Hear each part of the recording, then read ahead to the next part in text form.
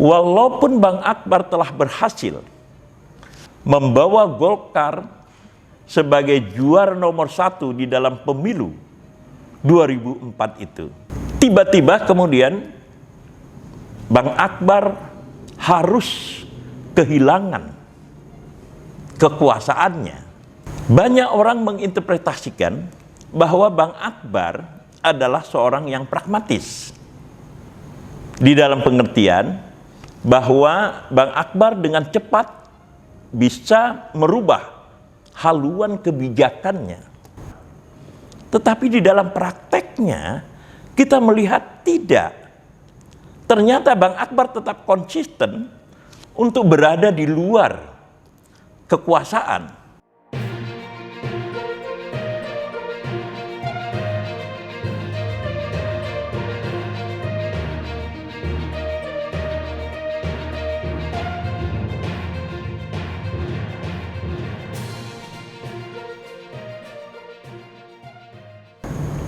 Pecinta Indonesia, bangsa dan demokrasi, selamat datang di kolom Fakhri Ali atau Kofi. Kali ini tokoh senior yang ingin saya bicarakan adalah Akbar Tanjung.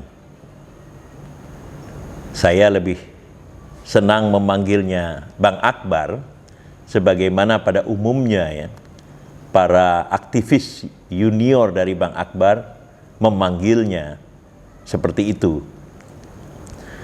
Nah, Bang Akbar adalah tokoh yang sangat dekat dengan siapa saja, termasuk tentu saja dengan para juniornya. Dan harus saya akui bahwa setiap junior merasa memiliki Bang Akbar. Walaupun Bang Akbar berasal dari HMI, tetapi dia itu disayangi dan dicintai oleh seluruh aktivis antar organisasi mahasiswa. Dan Bang Akbar ya di dalam karir politiknya itu menjadi ketua KNPI, Komite Nasional Pemuda Indonesia, yang kedua setelah menggantikan tokoh muda lainnya, yaitu David Napitupulu. Dan Bang Akbar lah yang kemudian tampil ke depan untuk ya langsung lanjut menjadi ketua umum KNPI, dan selanjutnya ya tidak seperti David Napitupulu, Bang Akbar langsung menjadi Menteri Pemuda dan Olahraga. Jadi ini adalah sebuah karir ya yang berlangsung dengan cepat. Nah, tetapi sebelum saya melanjutkan itu, perlu saya ceritakan kontak personal saya dengan Bang Akbar. Saya lupa konteksnya apa atau alasannya apa. Suatu hari pada awal 1980-an itu makan bersama di rumah Bang Akbar. Pada waktu itu Bang Akbar, kalau saya tidak salah, itu baru saja selesai menjadi ketua umum ya KNPI, yang digantikan ya posisinya sebagai ketua umum KNPI digantikan oleh Aulia Rahman. Dan pada waktu itu saya makan di rumah Bang Akbar, dan makannya enak sekali, dan terutama karena ada sambal tuk-tuknya. Dan saya kira ini adalah pengaruh dari masakan Mandailing. Bang Akbar ya sebagai dengan suku Tanjung itu mungkin ya dekat-dekat dengan Mandailing. Dan di dalam makan siang itu kami berbicara, dan Bang Akbar sebenarnya lebih banyak mendengar apa yang saya sampaikan. Walaupun ya pengetahuan Bang Akbar tentang politik nasional pada waktu itu tentu melebihi dari apa yang saya ketahui. Nah, lalu kemudian Bang Akbar ya juga bersama-sama dengan saya itu sering ya dipanggil oleh Menteri Pemuda dan Olahraga pada waktu itu, yaitu Bang Abdul Ghafur. Dan kalau saya tidak salah ingat, malah saya dengan Bang Akbar itu hadir di ruang sekretariat. Ya, maksud saya ada sekretaris Menteri Pemuda dan Olahraga di bawah ya Abdul Ghafur pada waktu itu, di mana pada umumnya aktivis berkumpul. Jadi saya dengan Bang Akbar itu ikut berkumpul di situ sebelum kemudian bertemu dengan Menteri Pemuda dan Olahraga, yaitu Abdul Ghafur. Nah, tetapi ya yang mau saya tekankan di sini adalah bahwa ya karir Bang Akbar sebagai politisi itu jauh lebih berkembang ya, baik secara kuantitatif maupun secara kualitatif.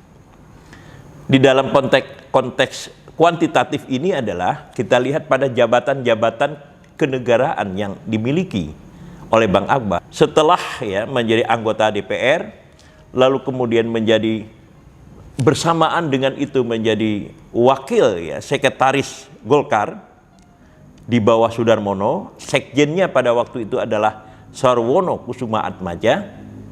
Lalu kemudian Bang Akbar lanjut ya menjadi Menteri Olahraga, Pemuda dan Olahraga, dan kemudian menjadi Menteri Sekretariat Negara, dan yang terpenting kemudian menjadi Ketua Umum Golkar, dan terakhir adalah Ketua DPR. Jadi ini yang saya maksudkan dengan hal yang bersifat kuantitatif tadi itu gitu.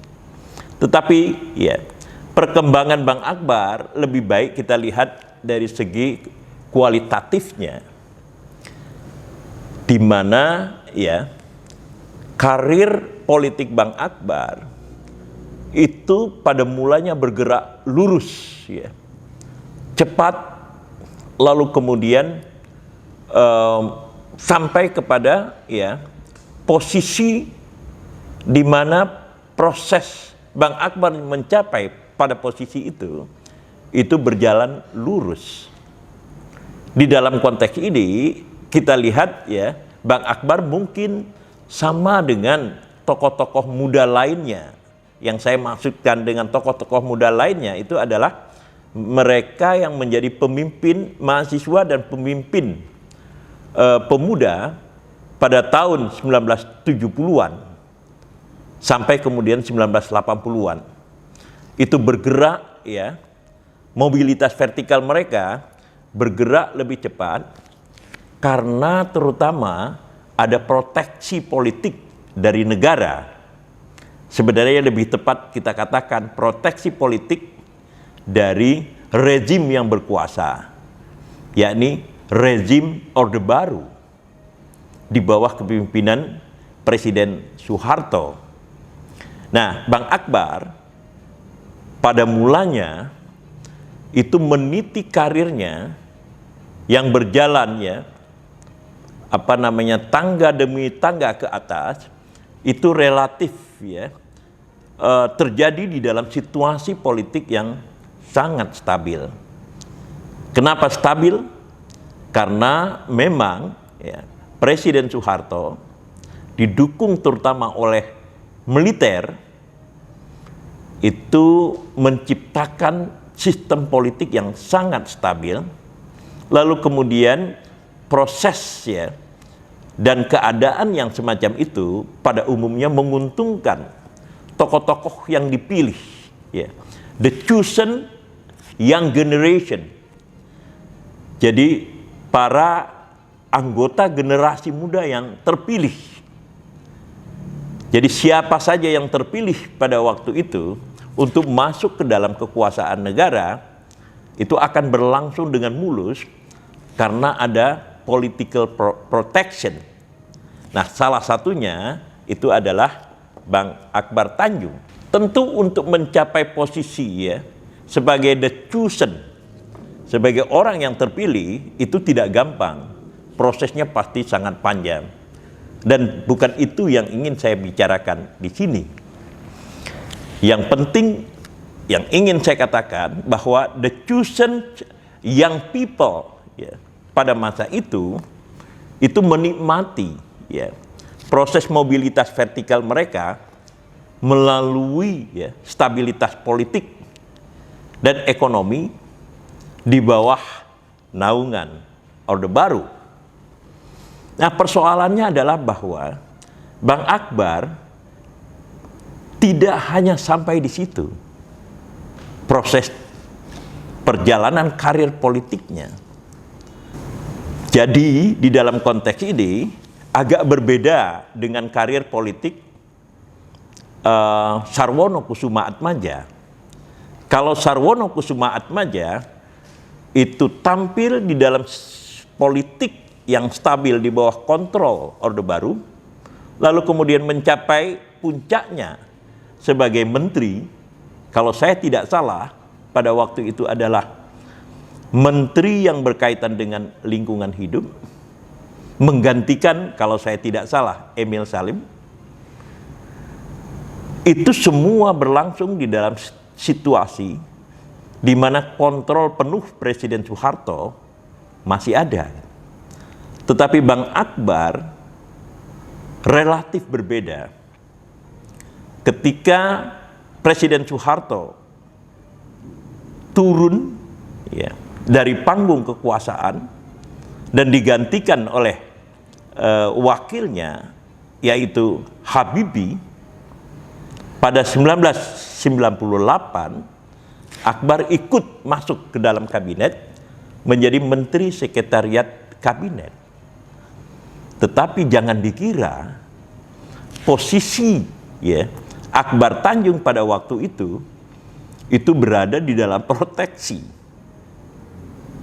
rezim sebagaimana yang dinikmati ketika masih berada di dalam rezim Orde Baru. Apa yang dihadapi oleh Bang Akbar Tanjung pada waktu itu adalah sebuah kerapuhan landasan politik di mana Bang Akbar itu mengendalikan ya sebuah instansi birokrasi yang sangat penting karena itu ya merupakan ya pos terdekat dari Presiden Habibie. Dan karena posisi Presiden Habibie sebagai presiden terus-menerus juga dipertanyakan, maka praktis posisi dari Bang Akbar itu tetap ya berada di dalam bayang-bayang ya, kegoncangan seperti yang dihadapi oleh Presiden Habibie pada waktu itu gitu. Nah, di dalam situasi inilah menurut saya catatan perlu kita berikan. Di sini kita lihat bahwa Bang Akbar selain menjadi anggota kabinet yang posnya itu berdekatan dengan posisi presiden, yaitu Habibie pada waktu itu, berhasil merebut ketua umum Golkar. Pada waktu itu masih dianggap sebagai golongan karya, karena belum diproklamasikan sebagai partai Golkar. Dan di sini ya letak krusialnya, Bang Akbar tampil berhadapan dengan seorang jenderal ya, untuk memperebutkan posisi puncak Golkar pada waktu itu, yaitu Jenderal Edi Sudrajat. Nah, di sini kita melihat kualitas dari ya Bang Akbar sebagai seorang petarung politik. Karena ketika dia berhadapan dengan Jenderal Edi Sudrajat itu bukan hanya Bang Akbar tidak ada proteksi politik, ya, sama sekali seperti yang dialami misalnya oleh Harmoko ketika ditunjuk menjadi ketua umum Golkar di masa Orde Baru akhir, juga kemudian di dalam posisi negara, ya, atau pemerintahan lebih tepat, yang rapuh, sehingga kemudian kekuasaan, ya, dari, ya, negara di dalam membangun perkembangan politik itu sangat-sangat terbatas. Sekali lagi saya katakan ukuran terbatas itu adalah jika dibandingkan pada masa Orde Baru di bawah Presiden Soeharto. Nah, apalagi lawannya adalah seorang jenderal mantan dari Kepala Staf Angkatan Darat, yaitu Jenderal Edi Sudrajat. Nah, di dalam kenyataannya kita lihat Bang Akbar menang di dalam pertarungan itu. Jadi di sini kita lihat, ya, kualitas Bang Akbar sebagai petarung, seorang politisi, ya, petarung yang mampu, ya, mengalahkan seorang lawan yang kuat. Para pecinta Indonesia, bangsa dan demokrasi. Lalu kemudian Bang Akbar lah yang membawa kemenangan gilang gemilang untuk Golkar di dalam pemilu kedua di masa reformasi. Kita tahu memang pada pemilu 1999, yaitu pemilu pertama di masa reformasi, Golkar mengalami penurunan yang drastis sekali, karena sekali lagi legitimasi Golkar sebagai bagian terpenting dari rezim Orde Baru itu kian dipertanyakan. Lalu kemudian popularitas Megawati atau Mbak Mega itu menanjak tajam sebagai tokoh oposisi utama dari Orde Baru. Secara praktis kemudian dukungan rakyat itu jatuhnya kepada PDIP atau PDI Perjuangan yang dipimpin oleh Mbak Megawati. Dan perolehan suara Golkar pada pemilu 1999 itu merosot. Tetapi kemudian dengan cepat di bawah kepemimpinan Akbar Tanjung, di dalam pemilu kedua masa reformasi, yaitu pada tahun 2004, Golkar kembali merebut tampuk kepemimpinan, mengalahkan Partai Demokrasi Indonesia Perjuangan di bawah pimpinan Megawati. Nah, jadi apa yang harus kita catat di sini? Yang harus kita catat adalah bahwa kemenangan Golkar sebagai partai pemenang di dalam pemilu 2004 itu adalah kemenangan murni, kemenangan genuine. Kenapa saya katakan begitu? Karena proses pemilu itu berlangsung dengan sangat kompetitif, dan Golkar tidak seperti pada masa Orde Baru itu telah kehilangan proteksi politik. Jika dulu negara termasuk, ya, kaum militer atau ABRI pada waktu itu memberikan proteksi dan birokrasi memberikan proteksi kepada Golkar, maka pada pemilu 2004 itu tidak ada satupun partai yang mendapatkan proteksi kecuali, ya, kegigihan dari, ya, selagorde partai itu dan kelihayan dari pemimpin partai tersebut. Nah, disinilah, ya, kemenangan Golkar pada 2004 tersebut di bawah kepemimpinan Akbar Tanjung adalah kemenangan murni karena tidak ada lagi proteksi. Lalu kemudian seluruh partai udah pasti merasa tertekan. Tetapi di sini juga harus kita catat bahwa walaupun Bang Akbar telah berhasil membawa Golkar sebagai juara nomor 1 di dalam pemilu 2004 itu, yang berarti pada dasarnya Golkar menjadi partai terbesar di dalam komposisi kekuasaan politik di Indonesia. Tiba-tiba kemudian Bang Akbar harus kehilangan kekuasaannya, harus kehilangan kepemimpinannya. Dan disinilah saya katakan ironi dari Akbar Tanjung. Kenapa ironi? Karena Bang Akbar lah yang dikejar-kejar oleh massa ketika pemilu tahun 1999, lalu kemudian pada tahun 2004 berhasil muncul sebagai partai nomor 1 di dalam pemilu. Tetapi begitu kemudian partai yang sudah besar itu, yang sudah mengalami recovery kekuasaan atau kepemimpinan, lebih tepat kepemimpinan Bang Akbar, diambil alih oleh tokoh lain, yaitu Yusuf Kalla, yang sering saya panggil Bang Yusuf tadi gitu. Jadi ini adalah sebuah tragedi yang menjadi catatan di dalam karir politik Bang Akbar, seorang tokoh yang berhasil membawa Golkar kembali menjadi juara nomor 1 di dalam pemilu 2004, sebuah kejuaraan yang bersifat murni karena tanpa proteksi negara, proteksi militer, dan proteksi dari birokrasi.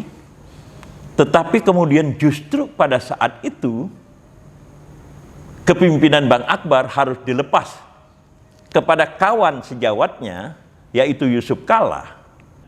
Dan tragedi ini kian terasa kelam kalau kita mengingat bahwa Bang Akbar lah yang menjaga survivalitas Golkar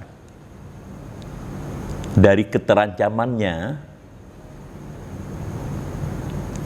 terhadap pembubaran. Kita ketahui di dalam kemelut politik di masa akhir Presiden Kiai Abdurrahman Wahid pada 2001, Presiden Abdurrahman Wahid itu mengeluarkan dekret. Salah satu dekret itu di samping melaksanakan pemilu ulang adalah pembubaran Golkar. Dan dekret itu dibacakan oleh juru bicara presiden, yaitu Yahya Saquf. Lalu kemudian Bang Akbar, walaupun dengan nada lembut, itu berusaha menentang pembubaran itu. Dan kita tahu usaha pembubaran itu tidak berhasil, dan Golkar tetap survive atau sintas sampai dengan hari ini. Jadi tragedi Bang Akbar menjadi kian kelam karena setelah ia berhasil membawa Golkar menjadi juara nomor 1, lalu kemudian menyelamatkan Golkar dari ancaman pembubaran, tiba-tiba kemudian dia harus melepaskan kepemimpinan di dalam Golkar. Nah, di mana letak catatan penting yang harus kita berikan di dalam konteks ini? Banyak orang menginterpretasikan bahwa Bang Akbar adalah seorang yang pragmatis, di dalam pengertian bahwa Bang Akbar dengan cepat bisa merubah haluan kebijakannya, merubah langkah-langkah politiknya ke arah yang lebih menguntungkan untuk Partai Golkar. Karena memang di dalam sejarah Orde Baru yang relatif panjang itu, tidak pernah tercatat bahwa Golkar tidak berada di dalam pemerintahan. Nah, ketika kemudian di dalam Pilpres 2004 itu yang menang adalah Susilo Bambang Yudhoyono dengan Yusuf Kalla, orang kemudian memperkirakan bahwa Bang Akbar dengan cepat merubah posisi politiknya dari berdekatan atau berkoalisi dengan Megawati kepada mengarah kepada berkoalisi dengan pemenang, yaitu Susilo Bambang Yudhoyono dan Yusuf Kalla. Tetapi di dalam prakteknya kita melihat tidak. Ternyata Bang Akbar tetap konsisten untuk berada di luar kekuasaan dengan tetap menjaga hubungan baik, menjaga persahabatan dengan Megawati. Dan di dalam posisi yang semacam inilah kemudian Bang Akbar menjadi bukan tokoh yang pragmatis di dalam sikap politik.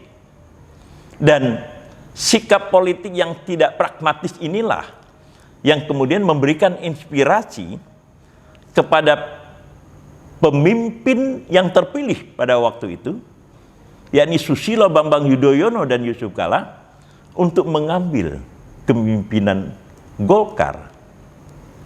Jadi tragedi dari Bang Akbar Tanjung ini adalah dia adalah tokoh yang memperbesar Golkar dari keterpurukannya pada 1999, tetapi pada saat yang sama karena dia mempertahankan sikap yang tidak pragmatis, maka dia terpaksa kehilangan kepemimpinannya di dalam Golkar yang dengan susah payah dipertahankan dari situasi-situasi krisis. Inilah refleksi kita tentang Bang Akbar Tanjung yang tidak banyak dibicarakan orang tentang sepak terjangnya.